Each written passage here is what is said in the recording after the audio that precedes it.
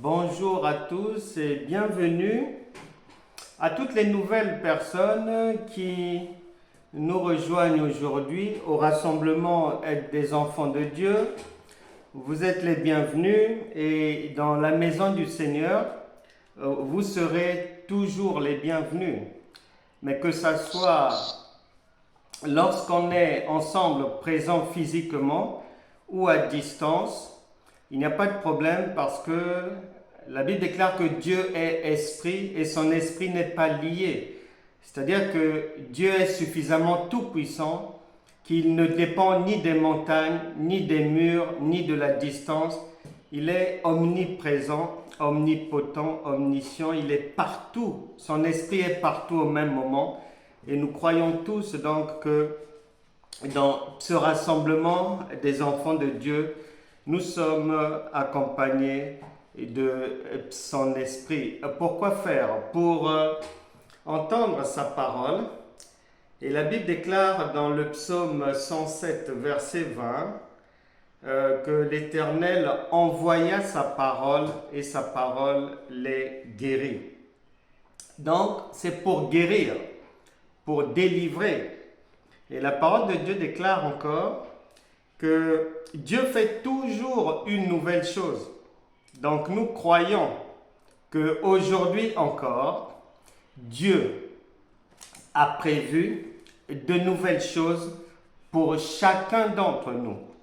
Et que c'est une impossibilité de venir au rendez-vous des enfants de Dieu, rassemblés autour de Dieu qui est sa parole, et que quelqu'un puisse repartir comme il est venu. Non, ce n'est pas vrai.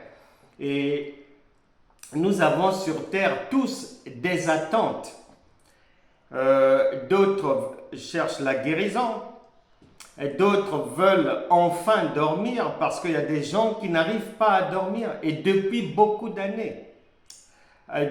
D'autres sont persécutés par des esprits démoniaques de jour comme de nuit. D'autres ont du mal à trouver le travail, à avoir un enfant, à se marier, à préserver leur mariage, à aller au bout des projets. Bref, les difficultés, il y en a de toutes sortes. Mais la bonne nouvelle, c'est que Dieu est amour et qu'il a prévu toujours faire du bien à ses enfants, c'est-à-dire sortir chacun de sa difficulté. Et aujourd'hui encore, nous croyons que Dieu est fidèle. Il va sortir chacun de sa difficulté. Il va comme il l'a prévu. Dans le psaume 37, versets 4 à 5, en disant « Fais de l'Éternel tes délices et il te donnera ce que ton cœur désire. » Je crois de tout mon cœur que ce que tu désires, ce que tu attends, peut-être depuis 15 ans, depuis 20 ans, depuis 9 ans, peut-être que ce que tu voudrais voir venir dans la vie de l'enfant, dans la vie d'un parent, d'un proche, je crois de tout mon cœur qu'aujourd'hui, Dieu te l'a déjà donné.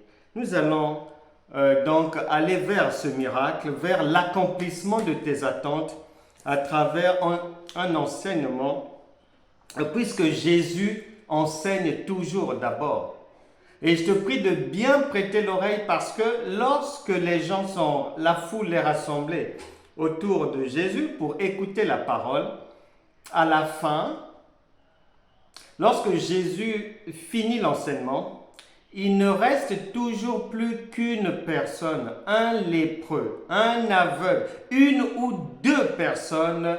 Pourquoi? Parce que toute la foule, pendant qu'il était en train d'enseigner, toute personne qui reçoit la parole sur une bonne terre, c'est-à-dire un bon cœur, avec une bonne disposition, avec la décision de se repentir, d'en finir avec le péché, de solliciter la grâce divine, toute personne avec un cœur disposé pendant l'enseignement est guérie, est délivrée, est bénie. Donc je te prie de bien prêter attention Job 33, verset 14 stipule bien que Dieu parle cependant tantôt d'une manière et tantôt d'une autre, mais l'homme n'y prend point garde.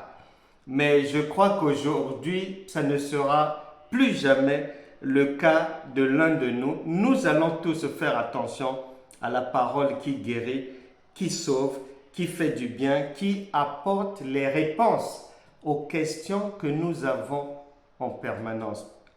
Nous sommes dans notre enseignement intitulé « Un miracle pour toi aujourd'hui ». C'est clair, il n'y a pas autre chose que Dieu a prévu pour tout un chacun, et c'est que chacun reçoive ce qu'il attend dans sa foi, et aujourd'hui, c'est le jour prévu pour ça. Et comme Jésus enseigne toujours, il est sa parole, eh bien, nous allons l'écouter dans ce texte tiré de l'évangile de Marc chapitre 2 à partir du verset 1. Marc chapitre 2 verset 1. Quelques jours après, Jésus revint à Capernaum. On apprit qu'il était à la maison. Et il s'assembla un si grand nombre de personnes que l'espace devant la porte ne pouvait plus les contenir. Il leur annonçait la parole, comme nous le faisons aujourd'hui. Nous annonçons la même parole. Des gens vinrent à lui, amenant un paralytique porté par 4 hommes. Comme ils ne pouvaient l'aborder à cause de la foule, ils découvrirent le toit de la maison où il était et ils descendirent par cette ouverture le lit sur lequel le paralytique était couché.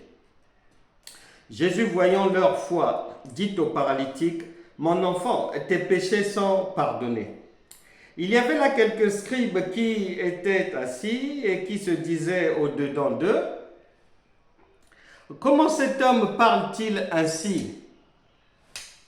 Il blasphème. Qui peut pardonner les péchés si ce n'est Dieu seul? » Jésus, ayant aussitôt connu par son esprit ce qu'ils pensaient au-dedans d'eux, il leur dit, « Pourquoi avez-vous de telles pensées dans vos cœurs? Lequel est le plus aisé de dire au paralytique, tes péchés sont pardonnés, ou de dire, lève-toi, prends ton lit et marche. Or, afin que vous sachiez que le Fils de l'homme a sur la terre le pouvoir de pardonner les péchés, je te l'ordonne, dit-il au paralytique, lève-toi, prends ton lit et va dans ta maison. Et à l'instant, il se leva, prit son lit et sortit en présence de tout le monde, de sorte qu'ils étaient tous dans l'étonnement et glorifiaient Dieu, disant, nous n'avons jamais rien vu de pareil. Amen. Nous parlons d'un miracle pour toi aujourd'hui. Ce que nous venons de lire, d'entrée de jeu, je préfère faire ce rappel pour que tout le monde soit sur la même longueur d'onde. La Bible déclare en Luc chapitre 20 verset 38 que Dieu n'est pas le Dieu des morts mais des vivants. La Bible déclare que Dieu est celui qui s'appelle « Je suis ». Donc, ce qui veut dire que Dieu ne s'adresse jamais à une personne décédée. Dieu ne s'adresse jamais à une personne qui est absente. Dieu s'adresse toujours à la personne qui est présente devant lui. Et là, dans le cas précis, c'est toi, c'est moi. Il s'adresse à nous. Il ne s'adresse pas aux morts. Il ne parle pas de mort. Il prend des exemples simplement pour nous éclairer, en fait, pour te parler de ta propre vie, t'orienter, te conseiller. Il te prend simplement un exemple, mais son objectif, c'est pas que tu fixes tes yeux sur l'exemple, non, sur ta propre vie, comme un miroir. Je te donne l'exemple suivant. Une maman peut donner des conseils à sa fille. Que voilà, écoute, moi je te conseillerais de faire attention à ceci, cela, parce que je peux te partager mon expérience. En 1999, quand je travaillais par exemple à tel endroit, j'avais une collègue un tel et il lui était arrivé ceci par imprudence, etc., etc. La maman, son objectif n'est pas que l'enfant retienne les affaires de 1999. Non, son objectif c'est que l'enfant retienne le conseil qu'elle est en train de lui donner. Elle a simplement pris un exemple. Donc, si l'enfant se focalise sur 1999, l'enfant va être hors sujet. L'enfant ne comprendra pas le conseil de maman. Donc, nous aussi ici, pour en arriver à ta vie, pour en arriver à ta porte, pour en arriver à ton comportement, pour venir te sortir de la difficulté, Dieu nous met devant les yeux un simple exemple, mais pour parler de chacun de nous. Nous parlons donc d'un miracle pour toi aujourd'hui. Et ici, le Seigneur voudrait nous faire comprendre que lorsqu'on arrive au verset 5, par exemple, il est dit que Jésus, voyant leur foi, quelqu'un est en difficulté, comme tu peux l'être, peu importe le domaine. Ça peut être dans le domaine des finances, ça peut être la santé, ça peut être l'éducation des enfants, ça peut être un projet quelconque qui est annulé, inabouti, inachevé, ça peut être une certaine adversité. Et ici, le paralytique, avec ses amis, il a demandé clairement à ses amis ce qu'il voulait. Il voulait voir Dieu. Il voulait prendre la direction de Jésus. Il voulait lui soumettre sa difficulté du moment. Lui, il est paralysé. Je ne sais pas quelle est la paralysie de ta vie actuellement. Il y a plusieurs genres de paralysie. Il n'y a pas que la santé. Quand quelqu'un a une entreprise et il fait faillite, il se retrouve paralysé. Donc, il y a différentes sortes de paralysie. Une maman enceinte et puis elle va faire un suivi à l'hôpital et on lui dit qu'il y a maintenant une fausse couche. La pauvre, elle est paralysée. Donc, il y a plusieurs sortes de paralysie. Et il est dit qu'on lui des amis à 4 personnes qui vont manifester l'amour du prochain pour aider leurs camarades à sortir de cette mauvaise situation qui dure peut-être depuis des années. Peut-être qu'il était dans des difficultés depuis 12 ans, depuis 15 ans, comme beaucoup de gens qui ne dorment pas la nuit. Il y a des gens qui peuvent seulement somnoler la journée, mais la nuit, c'est pas possible. Ils ne peuvent pas dormir. Ils sont maltraités par les démons, harcelés. Et il est dit, Jésus, voyant leur foi. Jean chapitre 15, verset 7. Parce que la foi ne viendra pas, elle ne tombera pas du ciel. Puisque la foi, c'est une construction. Il faut l'avoir exercée, appliquée, pratiquée. Jean chapitre 15, verset 7 dit ceci. Si vous demeurez en moi et que mes paroles demeurent en vous, demandez ce que vous voudrez et cela vous sera accordé. Donc, ces gens-là avaient certainement compris qu'il leur fallait rester dans la parole de Dieu, qu'il leur fallait faire confiance à Dieu. Et ils font confiance à Dieu, pas n'importe comment, non. On ne dit pas, parce que Dieu ne dit jamais quelque chose au hasard et il ne peut jamais se tromper. Il est précis sur toutes choses. On ne dit pas 7 camarades. On ne dit pas 10 amis qui l'ont porté. On ne dit pas 5. Mais on précise que ce sont 4 hommes qui ont secouru leur ami. Et comme Dieu est sa parole, si en Jean chapitre 15 verset 7, il est dit que pour recevoir de lui, pour être en harmonie avec lui, eh bien, il faut que sa parole demeure en chacun de nous. Lui en nous, nous en lui, et il est dit, demandez tout ce que vous voudrez. Et là, pour nous, puisque Jésus est un enseignant, et nous sommes censés enseigner, et si nous ne le faisons pas, nous allons mal faire notre travail. Je vais donc t'aider, parce que on peut exhorter, mais il faut que l'enseignement soit quand même soutenu, soit quand même donné, de manière à ce que tu apprennes toujours une nouvelle chose lorsque tu viens ici au rassemblement des enfants de Dieu. Parce que Dieu fait toujours une nouvelle chose.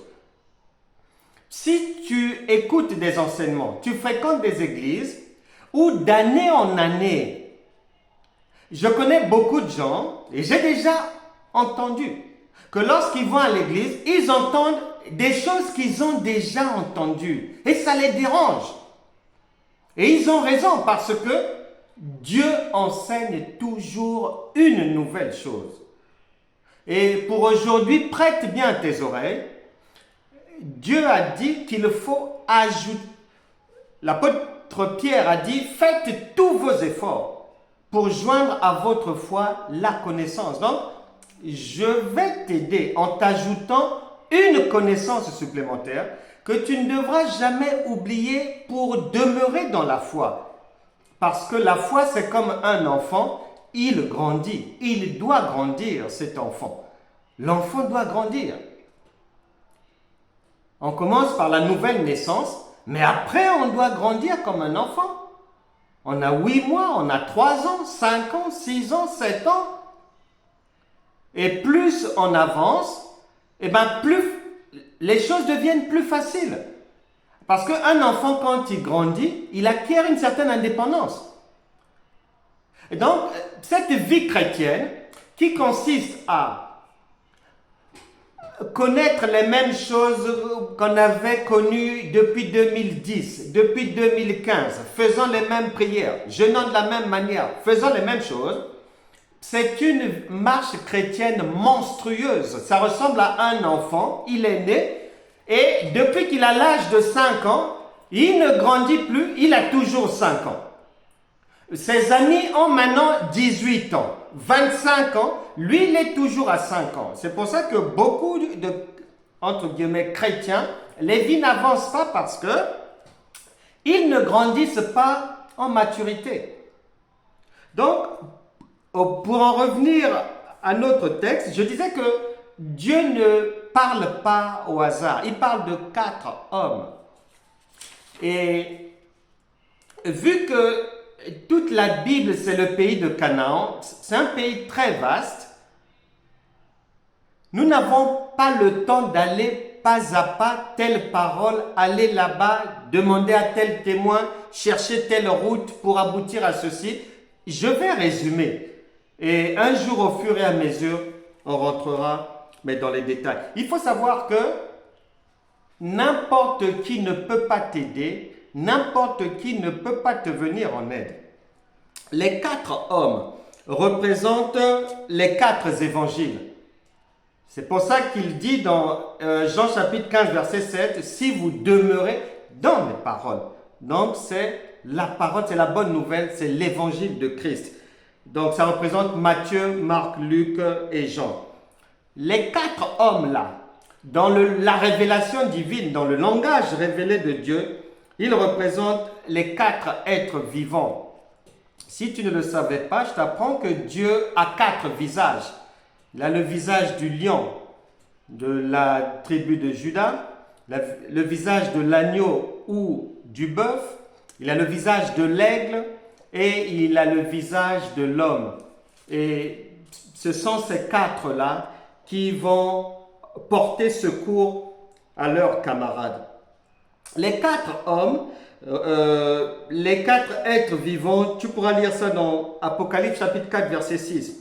Les 4 hommes, puisque Dieu dit plusieurs choses en une seule, représentent aussi les sacrificateurs que Dieu avait choisis, qui sont les 4 fils d'Aaron. Exode chapitre 28 verset 1. Les 4 hommes représentent les 4 lépreux de 2 Rois chapitre 7 verset 3. Les 4 hommes, puisque nous savons par rapport à Ésaïe 55 verset 9 à 11 là-bas, que l'eau vient du ciel et que l'image de l'eau c'est Dieu. Dans le livre de la Genèse, Genèse chapitre 2 verset 10, il y avait un fleuve qui s'est subdivisé en 4 bras. Ce sont ces 4 hommes-là. Cela représente toujours la parole de Dieu. Les 4 hommes représentent la tribu de Juda. Et Juda était le 4e fils de Jacob. Donc ce sont ces gens-là qui représentent la parole de Dieu. Ce n'est pas n'importe qui. Ce n'est pas des amis quelconques comme ça. Non, non, non, non. C'est la parole de Dieu, donc Dieu, à travers ces personnages, qui vient en aide à ce paralytique. Et il est dit que comme ils ne pouvaient l'aborder à cause de la foule, ils découvrirent le toit de la maison où il était et ils descendirent par cette ouverture le lit sur lequel le paralytique était couché. Ils n'ont pas choisi le toit pour rien. Pourquoi ne sont-ils pas passés par la fenêtre? Pourquoi n'ont-ils pas fait un trou dans le mur? Dieu voudrait te faire savoir qu'il est réellement la pierre angulaire. Le toit, c'est le sommet. Le sommet, c'est le chef. Et en Éphésiens chapitre 5, il est dit ceci. Éphésiens chapitre 5, verset 23, il est dit « Car le mari est le chef de la femme, comme Christ est le chef de l'Église. » Donc, ils ont choisi leur foi afin qu'ils restent arc-boutés pour faire confiance à la parole de Dieu et non seulement soutenus par les évangiles, par la bonne nouvelle, mais ils sont aussi passés par le chef, par le toit. Donc, Christ est le chef de l'Église et c'est par lui qu'ils ont choisi de trouver la solution aux problèmes de leurs camarades. Je ne sais pas par quelle situation tu passes, je ne sais pas qu'est-ce que tu as pu faire auparavant, je ne sais pas quel Dieu tu as recherché, mais le Seigneur Jésus-Christ est notre chef, est le chef de l'Église, c'est notre toit, c'est notre sommet et tout passe par lui. Ne va plus à droite chez les charlatans. Ne cherche plus à gauche chez des gens non éclairés, dans des lieux obscurs, dans des églises mortes, des rassemblements bidons. Hébreux chapitre 12, verset 2 dit ayez les regards sur Jésus-Christ, qui est le chef et le consommateur de notre foi. C'est lui qui peut nous faire du bien. C'est lui qui peut lire. Si nous avons gardé sa parole, beaucoup de gens se plaignent. Il y a telle difficulté. Oui, mais la difficulté dure depuis tant de temps. Oui, mais qu'as-tu fait? Bon, est-ce que tu jettes un regard sur la parole ou est-ce que tu attends seulement la prière? Bon, est-ce que tu comptes sur tes propres prières ou bien sur les prières d'autres personnes? Bon, est-ce que tu avais appris que la prière ne fait pas partie des éléments constitutifs de la foi? Donc, peut-être que tu t'es trompé. Tu as pensé que la prière, c'est la foi. Non, je suis là par la grâce de Dieu, pour te faire comprendre aujourd'hui que Dieu ne peut pas se tromper. Lorsqu'il veut parler de prière, c'est l'expression prière. Et lorsque c'est la foi, il emploie, le Saint-Esprit parle de la foi. Il n'y a pas un mélange là-dedans. Donc, comme beaucoup de gens, et tu avais peut-être cru, peut-être comme ce paralytique, parce que peut-être que sa situation avait beaucoup duré et qu'il ne prenait pas la bonne direction de Jésus-Christ. Et peut-être qu'il confondait les choses. Parce que, pourquoi est-ce qu'il nous est dit que Jésus, voyant leur foi, on ne nous parle pas de la foi du malade. On nous parle de la foi de ces 4 individus. Mais peut-être que lui-même, le malade, il avait fini par désespérer peut-être. Il ne croyait plus. Mais il faut savoir que la Bible déclare dans le livre de Job que ton Rédempteur est vivant, il se lèvera le dernier. Je ne sais pas depuis combien de temps tu es dans cette difficulté, mais sache que Jésus, voyant leur foi, dit au paralytique, « Mon enfant, tes péchés te sont pardonnés. » Et est-ce qu'il y a dans ta vie un péché caché? Parce que devant Dieu, rien ne peut être caché. Parce que si tu prêtes attention, Jésus ne lui a posé aucune question. Le monsieur n'a rien confessé. Le monsieur n'a pas ouvert la bouche pour parler. Mais directement, comme Dieu voit tout, Dieu sait tout, et que la Bible déclare que même les ténèbres sont pour lui lumière, sache que même le mal que tu fais en silence, loin des regards, les yeux de Dieu sont sur toi. Lorsque tu fais ces choses, il te regarde très attentivement. Et il ne voudrait pas que tu finisses mal. Il est mieux de faire comme ce monsieur parce qu'il savait que en faisant confiance à la parole de Dieu, les 4 amis, ils savaient qu'ils ne pouvaient plus cacher ses péchés. Parce que Dieu sait tout. Dieu connaît tout. La Bible déclare en Galates chapitre 19, Galates chapitre 4 verset 19, Galates chapitre 4 verset 19, il est dit « Mes enfants, pour qui j'éprouve de nouveau les douleurs de l'enfantement, jusqu'à ce que Christ soit formé en vous. » Nous avons déjà vu ensemble, si tu n'étais pas là ce jour-là, tu reviendras sur des enseignements que tu trouveras sur YouTube, sur Franck Cana TV, ma chaîne. On avait mis en lumière que ce que Dieu appelle la foi n'est pas ce que les hommes appellent la foi. Et que les Écritures, Galates chapitre 3, versets 22 à 24, Actes des Apôtres, chapitre 9, versets 1 à 5, mettent clairement en lumière que la foi, c'est le Seigneur Jésus. Et il est dit que Jésus, voyant leur foi.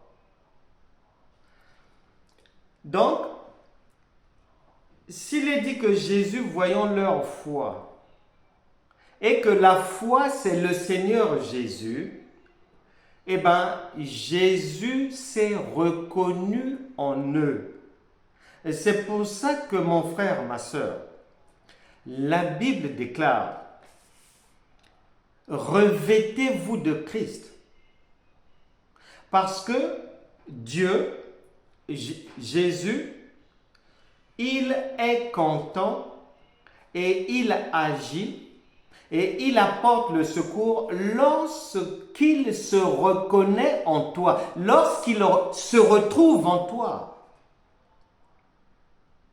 Lui ne ment pas. Quand il te voit, il doit voir en toi une personne sans fraude. Lui ne commet pas l'adultère. Il doit voir en toi une absence d'adultère. Il ne fume pas. Quand il te voit, il ne doit pas voir une cigarette dans une poche quelque part. Jésus ne boit pas et ne s'empiffre pas d'alcool.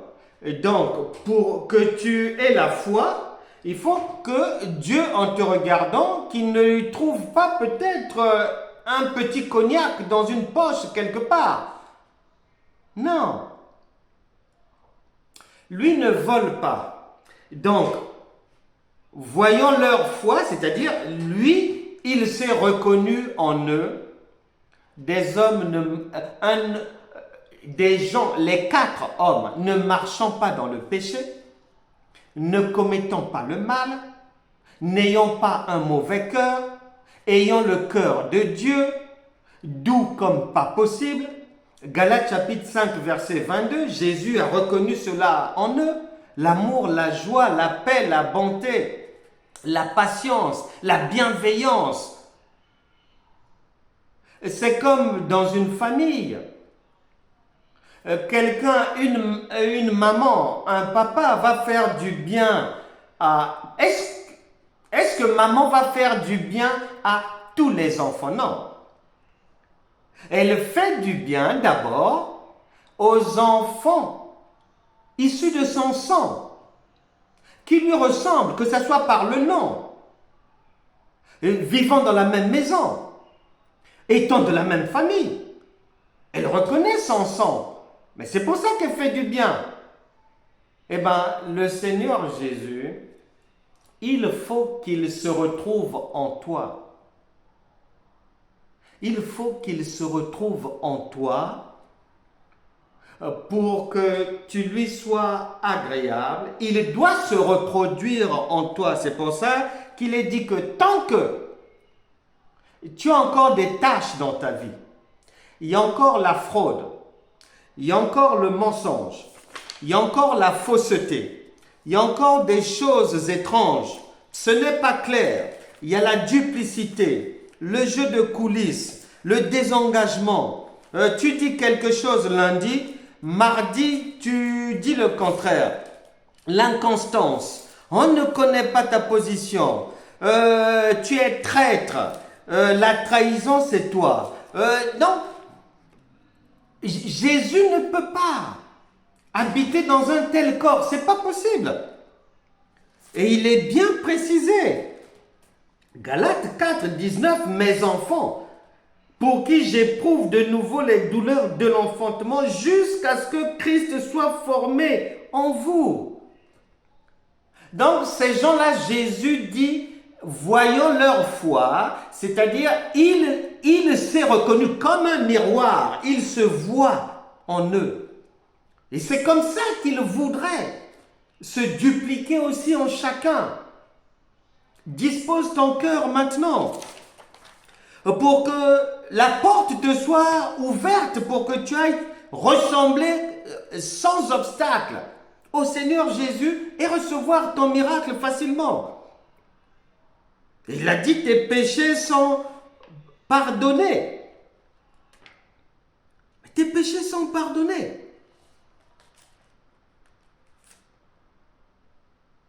Le monsieur n'a rien dit.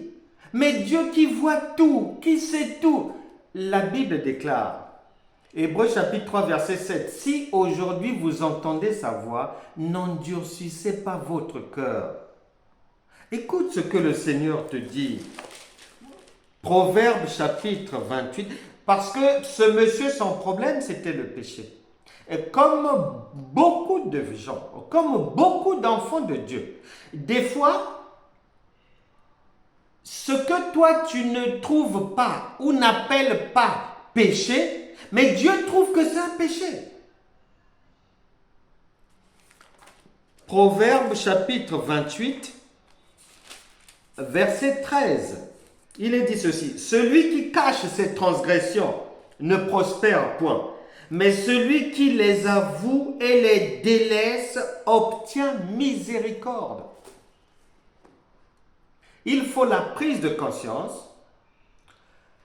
la repentance, la décision d'un changement de vie pour prendre une autre orientation, une autre manière de dire, de faire, de parler, de se comporter dans la famille, dans la société, au travail.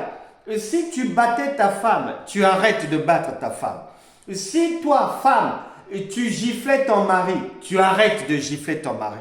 Si toi, femme, tu manquais du respect à ton chef au travail, tu arrêtes. Voilà. C'est simple. C'est l'abandon des mauvaises choses, des mauvaises habitudes. Parce que Hébreux chapitre 11, verset 6 dit, sans la foi, nul ne peut être agréable à Dieu. Sans la foi, c'est-à-dire, si Dieu ne se reconnaît pas en toi, tu ne peux pas réjouir son cœur. C'est impossible. Il faut qu'il se retrouve, qu'il se voie en toi. C'est ce que veut dire Jésus voyant leur foi. C'est-à-dire Jésus se voyant en eux. Et la parole de Dieu dit en Matthieu chapitre 5, verset 8, heureux ceux qui ont le cœur pur, car ils verront Dieu. Une fois que tu vois Dieu, tu as le secours. Tu reçois ton miracle. Tous tes problèmes sont résolus. Heureux ceux qui ont le cœur pur. Si tu as le cœur pur, tu es Dieu. Puisque tu ressembles à Dieu. Et il a dit tel il est et tel nous sommes. Donc, je préfère te dire la vérité. Devenir enfant de Dieu, notre marche chrétienne, Dieu n'attend pas de nous que l'on chante matin, midi, soir, que l'on puisse le louer ou l'adorer matin, midi, soir. Non, car même toi, si ton enfant se met pendant 10 minutes à chanter tes louanges ou quoi, 10 minutes ça va, mais au-delà, ça va te pomper les oreilles. Et puis tu lui diras que non, je ne veux pas ce que tu fais là et tout. Parce que l'enfant n'a pas pour vocation du matin au soir, maman tu es gentil, maman merci, papa est grand, papa est beau, mais non. C'est pas ce que les parents attendent. Dieu n'attend pas que tu puisses prier matin, midi, soir. Non. Dieu n'attend pas de nous qu'on puisse jeûner matin, midi, soir. Non. Dieu n'attend pas de nous que l'on puisse parler en langue matin, midi, soir. Non.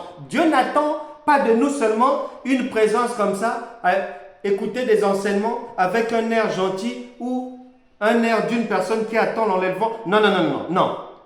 Ce que Dieu attend de nous, c'est qu'il puisse se retrouver en nous. C'est qu'il puisse nous retrouver avec une nature divine. C'est tout. Et toute personne qui a réellement la nouvelle identité en Christ, c'est bingo. Elle est avec Dieu. La condition, c'est celle-là. Donc, notre marche chrétienne consiste à faire tous les efforts pour d'abord ressembler à Dieu et après devenir Dieu. C'est écrit 1 Jean chapitre 4 verset 17. L'objectif, c'est tel il est et tel nous sommes. Évangile de Jean chapitre 10 verset 34. J'avais dit vous êtes des dieux. Psaume 82 verset 5, 6 et 7 là-bas. J'avais dit vous êtes des dieux. Donc c'est ça l'objectif. Donc pour que tu dises que tu as la foi, il faut que Dieu se retrouve en toi. C'est-à-dire, quand il te voit, ah oui, elle ne ment pas, bon, c'est pas un séducteur, bon, c'est pas une farceuse, est-ce qu'il y a la haine là-dedans? Non, ça va. Est-ce qu'il y a l'arnaque de l'autre? Non, on vérifie. Est-ce que c'est l'escroquerie? Non, il n'y en a pas. Est-ce qu'il y a une tâche quelque part? Non. Est-ce qu'il y a des péchés cachés? Non, ça va, ça va. Allez, c'est validé. C'est le miracle. Le principe est simple. Il n'y a pas à chercher midi à 14h, inventer des trucs, faire souffrir les gens. Non, non, non, non, non, non, non. L'objectif est de ressembler à Dieu. Colossiens chapitre 1, verset 27, et nous allons prier. Colossiens chapitre 1, et verset 27. Colossiens chapitre 1, verset 27. Dans cette version, il est dit: à qui Dieu a voulu faire connaître quelle est la glorieuse richesse de ce mystère parmi les païens, savoir Christ en vous, l'espérance de la gloire. C'est lui que nous annonçons, virgule, exhortant tout homme, virgule, et instruisant tout homme en toute sagesse, afin de présenter à Dieu tout homme devenu parfait en Christ. Et voilà. Notre objectif, c'est de tout faire par l'enseignement, par des conseils, par l'orientation, par la prière de la foi, pour que chacun d'entre nous se dépouille des choses indésirables devant Dieu et se revête de Christ pour avoir la foi agréable à Dieu et être qualifié pour se servir sur la table du grand roi, se servir dans la vie. Si tu veux le mariage, tu prends le mariage. Si tu veux réussir dans les affaires, tu ramasses. Si tu veux des projets de bâtir ceci, cela, tu le fais. Un prophète, David, le roi David est allé consulter un prophète pour savoir s'il devait faire ceci ou cela. Et le prophète lui a simplement dit: fais tout ce que tu as sur ton cœur, car Dieu est avec toi. C'est tout. C'est tout. C'est comme quelqu'un, on dit qu'on est enfant de Dieu, oui. Mais comment des enfants de Dieu qui ont toujours des problèmes? Là, ça ne marche pas. Là, je ne dors pas. Là, je suis embêté. Là, j'ai des adversaires. Là, ceci, cela. Ah bon? As-tu déjà vu, puisque les enfants de Dieu sont les fils du grand roi, as-tu déjà vu le fils d'une reine, d'un roi, d'un chef d'État, d'une autorité, ne pas être à même de résoudre des problèmes? Ça n'existe pas. Si c'est un problème administratif, il y aura la solution. Si c'est un problème immobilier, il y aura la solution. Si c'est un problème financier, il y aura la... Il habite au palais. Il n'habite pas avec n'importe qui. Donc, toute personne qui a Dieu, mais c'est bingo. Hein, puisque Dieu ne peut jamais échouer. Dieu ne peut jamais avoir peur.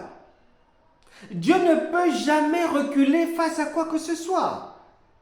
Il n'y a pas un obstacle qui peut empêcher Dieu de faire ou de défaire. Il n'y a rien devant Dieu. C'est un boulevard libre, ouvert. Dans cette version parole vivante, toujours Colossiens chapitre 1, verset 27, il est dit ceci. Colossiens chapitre 1, verset 27-28. Ici, là, verset 27, il est dit,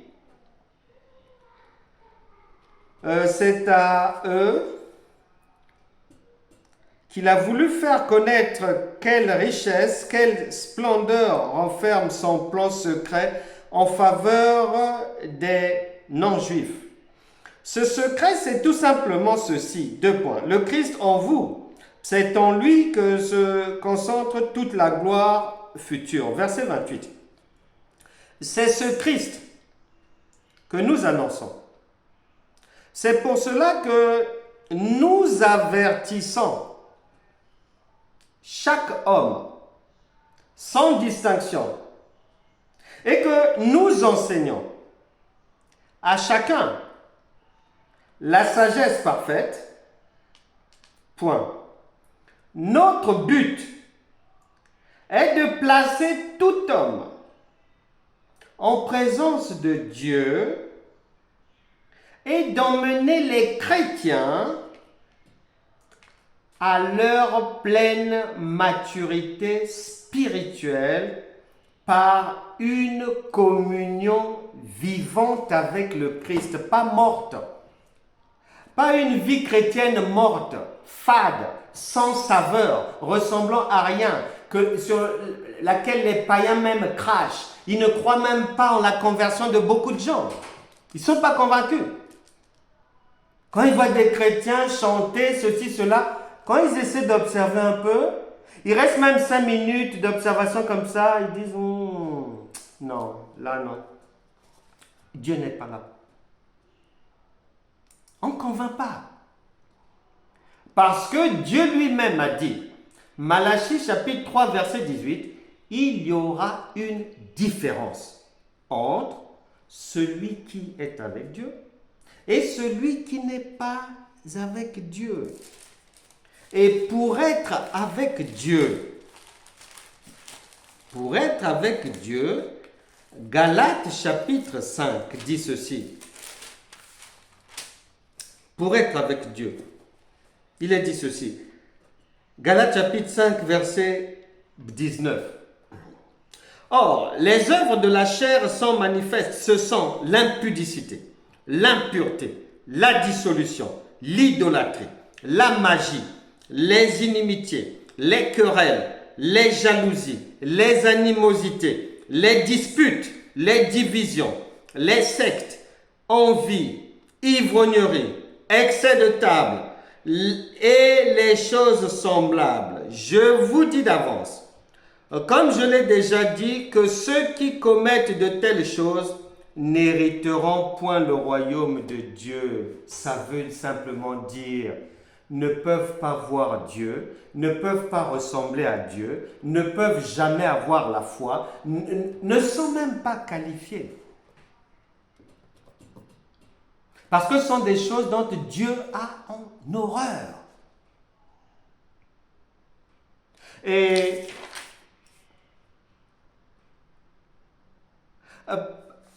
parce que si nous devenons enfants de Dieu, eh bien, Galates chapitre 2 verset 20 dit à ce moment-là, ce n'est plus moi qui vis,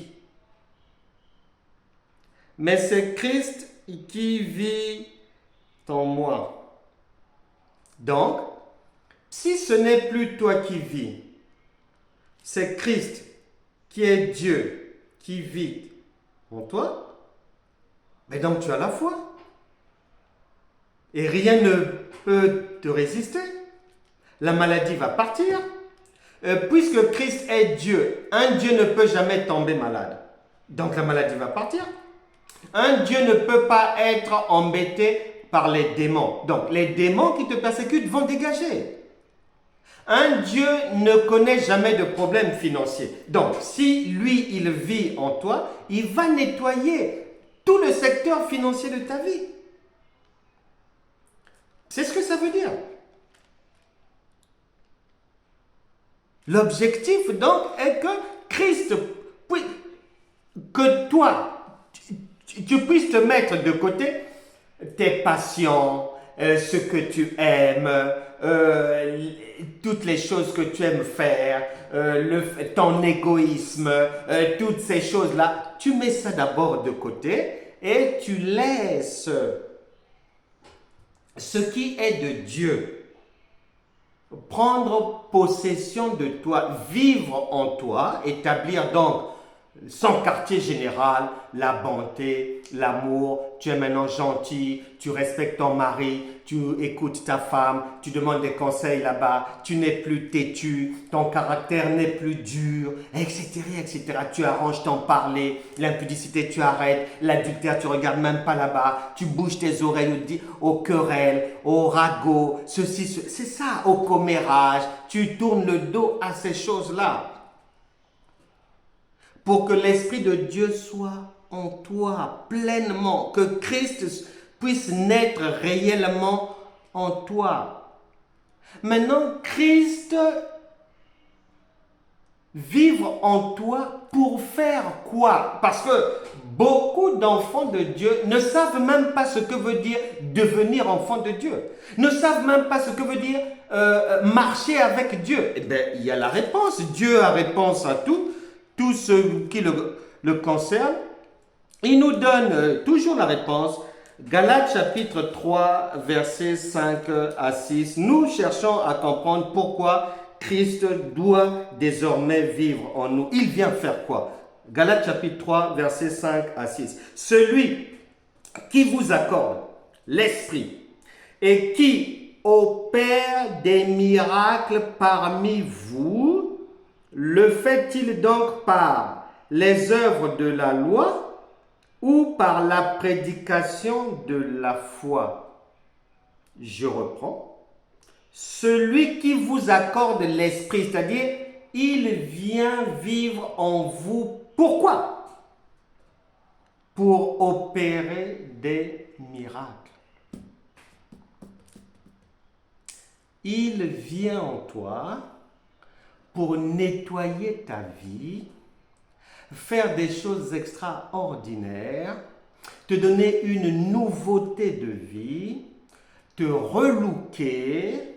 retoucher ton caractère, ajuster ce qu'il y a lieu d'ajuster, réajuster certaines choses, t'embellir de l'intérieur et de l'extérieur. Parce que Dieu est reconnaissable, et dedans et dehors. C'est pour ça que le Seigneur a dit, voyant leur foi, c'est-à-dire ils remplissaient toutes les conditions de la divinité, et il dit, voyant leur foi, une fois que Dieu se reconnaît, il se retrouve en toi, mais ça devient simple. Dit-il au paralytique, mon enfant, tes péchés sont pardonnés. Et au verset 11, je te l'ordonne, dit-il au paralytique, lève-toi, prends ton lit et va dans ta maison. Nous allons prier. Tes péchés sont désormais pardonnés. Là n'est plus le problème. Tu as entendu la parole de la foi. Tu as entendu la vérité. Et j'avais déjà dit, Hébreux chapitre 3, verset 7, qui dit que si aujourd'hui vous entendez sa voix, n'endurcissez pas vos cœurs. C'est la voix du Saint-Esprit. Il t'appelle à la repentance. Il t'appelle au changement de vie. Il t'appelle à être transformé par le renouvellement de ton intelligence. Romains chapitre 12, verset 2.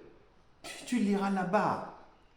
Et tu liras aussi Romains chapitre 10, verset 1 à 2. Ton intelligence doit être retapée, améliorée, retouchée pour que tu comprennes enfin que veut dire devenir enfant de Dieu. Parce que Dieu ne vient pas dans nos vies pour faire du tourisme. Ah non. Pour nous accompagner dans nos maladies. Ah non. Pour nous assister les bras croisés, les huissiers nous claquent la porte au nez, on reçoit des gourdins à droite, problème par-ci, problème au-dessus de la tête, problème derrière, il y a le diable qui nous fait des misères, on ne peut pas dormir la nuit, les démons nous malmènent même dans la... Non, non, non, non, non, non, non, non, non, non, non, non. Là où il y a Dieu, il y a la délivrance, il y a la guérison. Tu vas prendre ton lit aujourd'hui, tu vas te lever et tu vas marcher. Et toutes les mauvaises choses doivent te quitter aujourd'hui, ce n'est pas demain. Ouvre ton cœur, nous prions maintenant. Dieu est pressé de te faire du bien. Il attendait seulement que tu comprennes. Parce que si tu pensais que Dieu est ou peut venir dans ta vie pour t'accompagner dans tes difficultés, non, non, non, non. Il attendait que tu enlèves cette mauvaise idée, ce faux évangile de ta tête. Il ne vient pas pour ça. Il vient pour opérer des miracles. Galates chapitre 3, versets 5 à 6. Pour changer tous les domaines de ta vie. Que toute chose qui était morte soit ressuscitée. Parce que le principe divin, c'est la résurrection. C'est ce que Dieu est venu faire pour toi.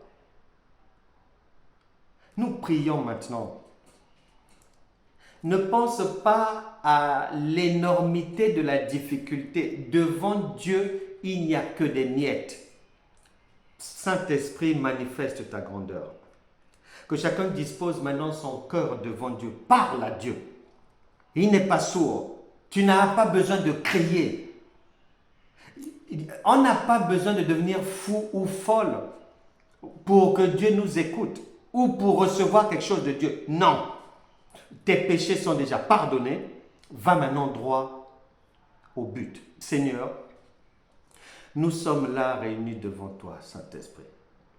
Merci Seigneur d'avance, car nous ne sommes pas venus pour rien. Tu ne nous convoques jamais, solennellement pour rien. C'est toujours pour nous faire du bien. La parole de Dieu déclare que tes bontés se renouvellent chaque matin. La parole de Dieu déclare encore qu'elles sont illimitées.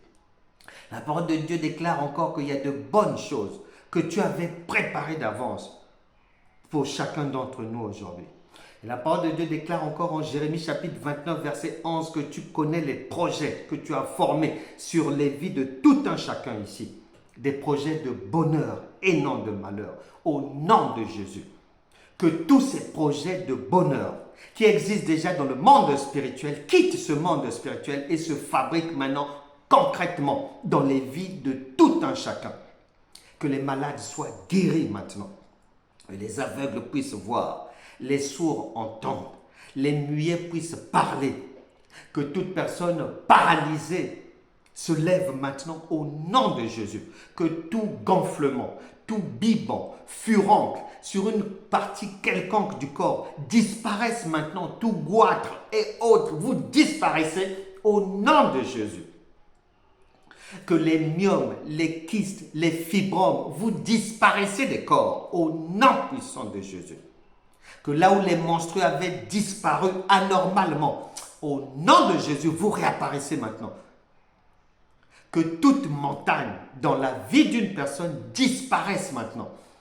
Montagne de difficultés financières, tu pars au nom de Jésus, tu disparais. Montagne de problèmes relationnels, vous partez. montagne de difficultés sur le lieu de travail, manque de promotion, tu t'arrêtes aujourd'hui au nom de Jésus. Que là où il y avait le manque, j'appelle l'abondance maintenant. Que là où il y avait la maladie, recevez maintenant la guérison de toute maladie au nom puissant de Jésus.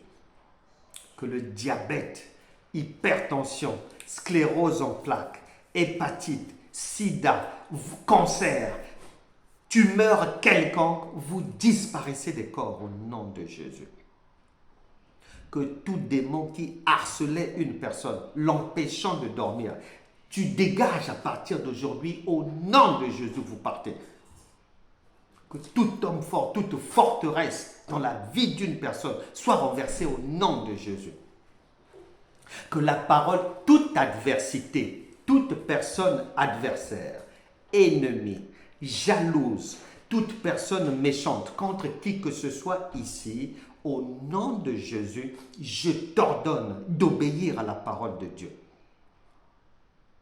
Et que lorsque le cœur d'une personne est agréable à Dieu, Proverbe chapitre 16, verset 7, l'Éternel dispose en sa faveur, même ses ennemis, qu'il en soit ainsi pour vous à partir d'aujourd'hui, au nom de Jésus. Que toute adversité disparaisse de votre vie. Que les huissiers disparaissent par la foi au nom de Jésus.